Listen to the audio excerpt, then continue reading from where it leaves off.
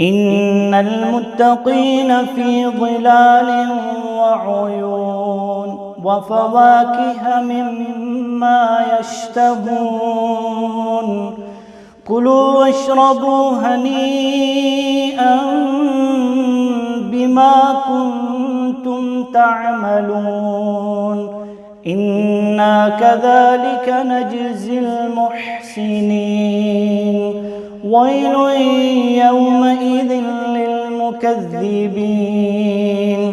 كلوا وتمتعوا قليلا إنكم مجرمون ويل يومئذ للمكذبين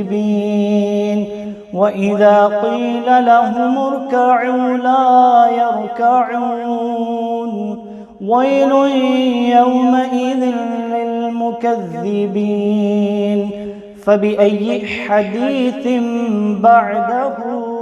يؤمنون الله أكبر.